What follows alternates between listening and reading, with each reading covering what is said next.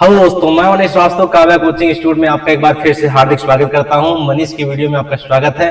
मैं मनीष श्रीवास्तव, बहुत बहुत धन्यवाद आपका कि आप हमारी वीडियो को देख रहे हैं। आज मैं आपको बताने जा रहा हूं कक्षा 12 कथा साहित्य का बहुत ही बेहतरीन, बहुत ही अच्छा, बहुत ही महत्वपूर्ण बिंदु जो आपका 24 फरवरी से पेपर है और उस पेपर में कहानी कंफर्म आएगा। उत्तर प्रदेश के हमारे जितने भाई बहन इस वीडियो को देख रहे हैं, मैं आपको एकदम संतुष्ट करना चाहूंगा कि आज आपका जो सामने वीडियो है ये कंफर्म रूप से आपको 5 नंबर देगा।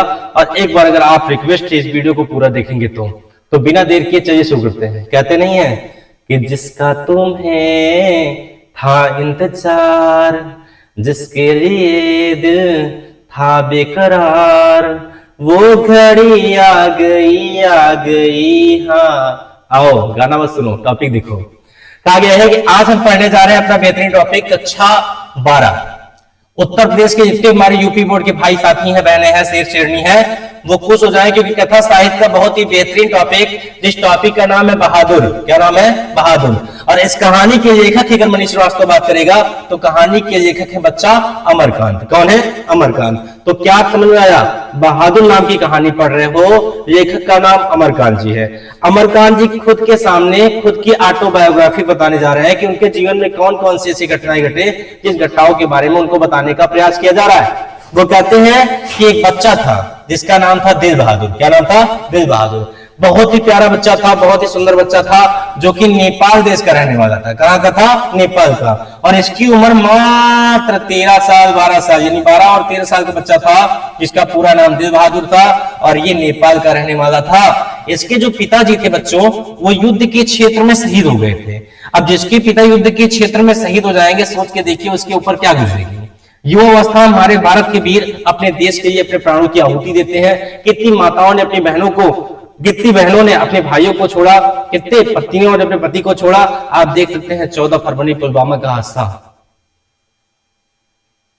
जिसे हम ब्लैक डे के नाम से मनाते हैं।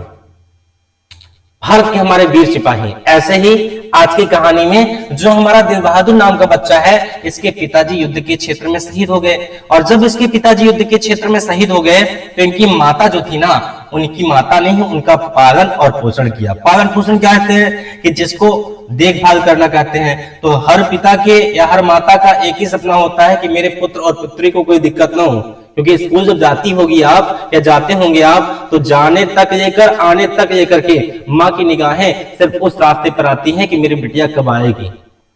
थोड़ा सा लेट हो जाता है तो फोन करना शुरू कर देती है स्कूल में, कोचिंग में, कि बिटिया छूटी कि नहीं छूटी, मेरा बेटा छूटा कि नहीं छूटा। तो हर माँ बाप आपकी फिक्र करते हैं, उनके डांट में भी प्यार छिपा रहता है। तो ऐसे ही बच्चा एक दिन आपके जो दिल बहादुर थे, उसकी माँ जी थोड़ा गुस्से में थी और गुस्से में होने की वजह से उनकी मम्मी ने कुछ कहा और दिल बहादुर ने उनको क्या कर दिया? जवाब दे दिया। और जवाब देने के बाद मम्मी ने एक थप्पड़ दे दिया। एक थप्पड़ का मतलब कस के एक थप्पड़ मार दिया। और जब एक थप्पड़ मार दिया तो मखा गए। गांव में मखाना वर्ड होता है। जैसे बच्चों को मारना जरूरी है क्योंकि बहुत ज्यादा प्यार जो होता है वो उनके लिए बहुत हानिकारक होता है। और अगर नहीं मारेंगे आप, एक दिन अगर मार देंगे तो एक दिन के लिए वो बहुत ज्यादा दिक्कत पैदा हो जाएगा। तो उनको मारना, पीटना, बोलना जरूर चाहिए। गलत रास्ते पर जाए तो जरूर डांटिए आप। तो कहा गया है कि मम्मी के एक थप्पड़ को पाने के बाद उनको उस थप्पड़ को इतना ज्यादा दिल पर लेना पड़ा कि आपके दिल बहादुर ने छोड़ छाड़ के अपने सलीम की गरी अनारकली डिस्को चाहिए। सॉरी, टॉपिक पे आओ। कहा गया नेपाल देश को छोड़ करके हमारे दिल बहादुर भागकर आ गए। कहां आ गए? भारत। क्योंकि आप जानते हो कि नेपाल और भारत के बीच में जो कोई सीमा है, उस सीमा में न कोई पासपोर्ट न कोई वीजा। आप इधर से जाइए, सुबह आते हैं नेपाल के हमारे जितने भी नागरिक हैं भारत में, और शाम को कमा करके पुनः अपने देश वापस लौट जाते हैं। तो नेपाल और भारत में आने जाने के लिए कोई भी रोकथाम ज्यादा नहीं है। आप थोड़ी सी सीमाओं का उल्लंघन नहीं करेंगे, आप नेपाल से भारत जा सकते हैं, भारत से नेपाल आ सकते हैं। ऐसे ही आपका दिल बहादुर नाम का बच्चा भागकर भारत आ गया। और जब भारत आया तो उसको चाहिए नौकरी, क्योंकि भैया अपने घर पर था तो घर था, घर खुद का था, मम्मी खाना तो कम से कम देती थी, लेकिन अब तो रहने को घर नहीं, खाने को खाना नहीं, तो नौकरी करने का सोचा। नौकरी करने के लिए जाते हैं कहां पर? गृह स्वामिनी के पास, जिसको हिंदी में कहते हैं गृह स्वामिनी, अंग्रेजी में कहते हैं house wife. Sorry, house wife नहीं, हाउस वाइफ। तो कहा गया है गृह स्वामिनी, हाउस वाइफ, जिनका नाम था निर्मला बहुत ही अच्छी थी। और ये निर्मला जो है वो हमारे राइटर की पत्नी है। निर्मला जो है इनका एक प्यारा सा नन्हा सा मुन्ना सा बच्चा है जिसका नाम किशोर है। और एक बात, जो किशोर है और दिल बहादुर है, इन दोनों की उम्र जो है वो समान है। तो जब निर्मला अपने घर किशोर को रखती है, बहादुर को रखती है, तो जितना अपने पुत्र किशोर को प्यार करती थी उतना ही वो दिल बहादुर को भी प्यार करती हैं। और ये इतना ज्यादा प्यार करती हैं, इतना ज्यादा प्यार करती हैं, इतना ज्यादा प्यार करती हैं कि दिल बहादुर के नाम से आगे से दिल को हटा देती हैं। अब इसको मात्र बहादुर कहकर पुकारती हैं। समझ में आ रहा ही नहीं आया गारंटी पैसा वापस, बहुकाज 1% नहीं। कहा गया है कि किशोर और बहादुर को इतना ज्यादा प्यार करती थी अपनी बेटी की तरह, इसके नाम के आगे से इन्होंने दिल हटा दिया, अब केवल बहादुर करती थी। अब बहादुर इतना प्रेम से प्यार करता था, इतना प्रेम से काम करता था कि निर्मला को अपनी मां के समान मानता था। जो कोई भी काम निर्मला कह देती थी, बहादुर कभी ना नहीं करता था। वो उस काम को करता था अपनी जिम्मेदारी के साथ। और एक दिन की बात है, गांव की कुछ औरतें जिनका कुछ काम होता नहीं, आप जानते होंगे, मैं उन माताओं बहनों से निवेदन करता हूं, कभी आप कदापि ऐसा काम न किया करिए जिस काम से किसी का घर टूटे। इतना अच्छा रिश्ता चल रहा था बहादुर को और किशोर को, निर्मला प्यार करती थी। गांव की कुछ औरतें आकर के आपकी निर्मला से कह देती हैं कि ऐसा है, तुम्हारा सगा बेटा तो किशोर है, बहादुर तो पराया है, कहीं से आया है, तुम्हारे न रहने के बाद तुम्हारे संपत्तियों का बंटवारा हो जाएगा, तुम्हारा बेटा आधा पाएगा, वो आधा पाएगा। और पता है बगल की जो पड़ोसन है ना, उनका भी काम ये सुनता है, खाता तुम्हारे यहाँ है, करता दूसरे काम है। अब ये जो बात थी ना, ये आपके निर्मला के कान में आने पर लग गई कि खाता मेरे यहाँ है, करता किसी पड़ोसी का काम है। और औरतों में जानते हो पड़ोसन की पड़ोसन से पटती नहीं है। कोई अगर 500 साड़ी खरीदेगा तो शाम को जान पाएंगे ना, कहेंगे ये जी हम को चाहिए, हम सड़िया खरीदता। तो ये चीज होती है, पर्सनताप एक वर्ड होता है। तो ये बात जब आपकी निर्मला के मन में आती है ना बच्चों, तो निर्मला क्या करती है, किशोर को ज्यादा प्यार करना शुरू कर देती हैं और बहादुर को प्यार करना कम शुरू कर देती हैं। अब एक दिन की बात है, किशोर तो रोज वैसे हर काम आपका बहादुर से करवाता था, लेकिन एक दिन पता नहीं क्या बात थी, किशोर ने बहादुर को कोई काम कहा, बहादुर ने कहा मैं तुम्हारा नौकर नहीं हूं, मैं तुम्हारी माँ का नौकर हूं। इस बात को सुनकर के किशोर ने बहादुर को एक थप्पड़ मारा और कहा सुअर का बच्चा। क्या कहा? सुअर का बच्चा। और जैसे ही सुअर का बच्चा आपके किशोर ने कहा, किसको? बहादुर को। बहादुर को गुस्सा आ गई। क्यों? क्योंकि जिसका पिता युद्ध के क्षेत्र में शहीद हुआ हो वो कभी सुअर हो ही नहीं सकता। दोनों में मारपीट हुई। इतनी मारपीट को देखने के बाद निर्मला जो थी वह निर्मला क्या करती है, किशोर का पक्ष लेती है। और जाहिर सी बात है भैया, सब अपने बेटे का ही पक्ष लेंगे, तो किशोर का जब पक्ष लेती है बहादुर को भी मारती है।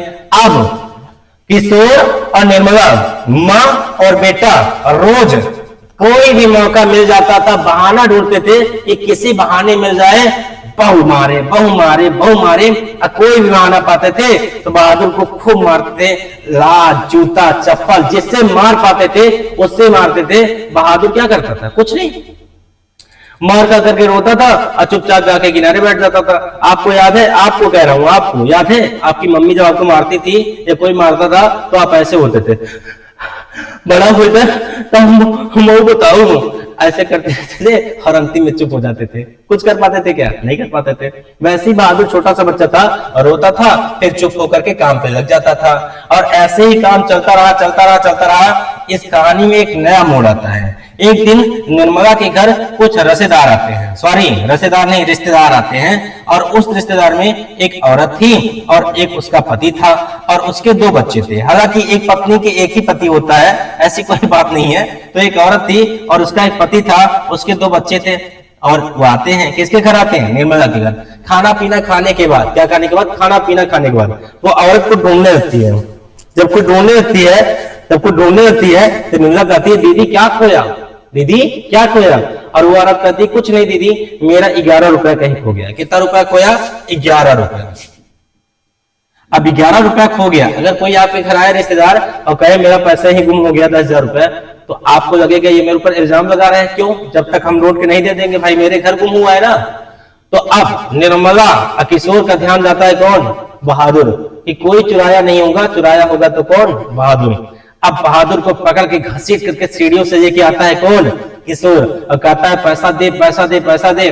भाई जब बहादुर पैसा चुराया हो तब तो दे, वो पैसा चुराया नहीं था। उसने कहा भैया किशोर मैंने पैसा नहीं चुराया, माँ निर्मला मैंने पैसा नहीं चुराया। लेकिन मानने वाले थोड़ी खूब मारते हैं, खूब मारते हैं, खूब मारते हैं। कहते हैं बता, नहीं तो पुलिस के हवाले करते हैं। इतना मारने के बाद उसको कमरे में बंद कर देते हैं। वो कमरे में रोता है, रोता है, इतना रोता है कि शाम के समय वो अपना संपूर्ण सामान छोड़ छाड़ के अपने घर नेपाल वापस लौट जाता है। और जब नेपाल वापस लौट जाता है तो यही औरत जो आई थी, इस औरत ने कहा किससे, निर्मला से, कि दीदी मेरे कोई पैसे गुम नहीं हुए थे, मैं तो झूठ बोल रही थी। मैं क्या कर रही थी, झूठ बोल रही थी। इस बात को सुनने के बाद निर्मला के पैरों के नीचे से जमीन खसक गया और किशोर के पैरों के नीचे जमीन खसक गया कि यार इतना मैंने मारा पीटा दिल बहादुर को, उसकी कोई गलती नहीं, ये झूठ बोल रही थी। क्यों? क्योंकि हमारी आदत होती है कि हम कहीं जाते हैं, किसी के घर जाते हैं तो हमें कुछ ले जाना पड़ता है। और आपको बताऊं सबसे बड़ी समाज की गंदगी आदत यही है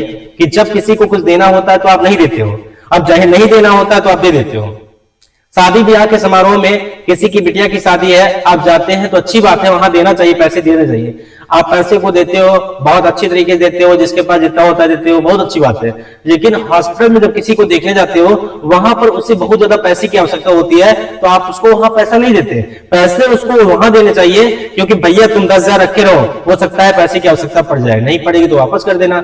वहां पे हमें उसकी मदद करने की आवश्यकता है, पर हम वहां उसकी मदद नहीं करते हैं। लेकिन जहां मदद करने की आवश्यकता नहीं है, हम उसकी मदद करते हैं। तो हमें ऐसा कलाप करना नहीं चाहिए। तो निर्मला के सामने ये औरत बहाना कर रही थी कि दीदी मेरे पास पैसा नहीं था, मैं ऐसे इसलिए बहाना कर रही थी ताकि पैसा होता तो मैं आपके लिए कुछ लेकर आती। अब अमरकांत जी सब शाम को लौटते हैं और इन सारी घटनाओं को उन्हें वर्णन होता है, इन सारी घटनाओं की जानकारी होती है। तो अमरकांत जी बहुत पछताते हैं, निर्मला बहुत पछताती हैं, पर किशोर बहुत पछताते हैं। लेकिन अब पछताए क्या हुआ, जब चिड़िया चुग गई खेत। तो पछताने से क्या फायदा जब चिड़िया पूरा खेत चुग गई। भाई किसी के आत्मसम्मान को हमने ठेस पहुंचा दिया, किसी की बिना गलती के उसके ऊपर हमने इल्जाम लगा दिया और फिर उससे हम क्या करेंगे, माफी मांगेंगे तो कुछ हो पाएगा नहीं। लेकिन अब ये कहानी यहीं पर समाप्त होती है। इस कहानी से क्या हमने सीखा मैं आपको बताऊंगा कि जो आपका बहादुर था, अगर ये बहादुर अपनी मम्मी की एक थप्पड़ को बर्दाश्त करता तो ये आपके निर्मला और किशोर के मारपीट को सहना ना पड़ता। यानी जीवन में इस कहानी से हम ये सीखते हैं कि माँ बाप हमारे वो रखते हैं कि 12 डेसिमल का दर्द सह करके एक माँ अपने पुत्र को जन्म देती है। 9 डेसिमल का अगर दर्द किसी को दिया जाए तो मर जाता है, लेकिन 12 डेसिमल का दर्द किसी को दिया है तो वह एक माँ है। 12 डेसिमल का दर्द सहकर एक माँ हमें जन्म देती है और इस उद्देश्य से कि मेरे बुढ़ापे का आप सहारा बनेंगे। और अगर माँ बाप हमें पैदा किए हैं तो मारने का हक माँ बाप को है, वो मारे, वो जान से मार दे, उनका हक है। और अगर उनके माँ बाप, आपके माँ बाप के थप्पड़ को, उनके बर्दाश्त को, अगर उनके थप्पड़ को बर्दाश्त करोगे तो किसी और के सुनने की आवश्यकता नहीं पड़ेगी। और कोई भी माँ बाप ऐसा नहीं है जो पुत्र को मार डाले या मार ही दे।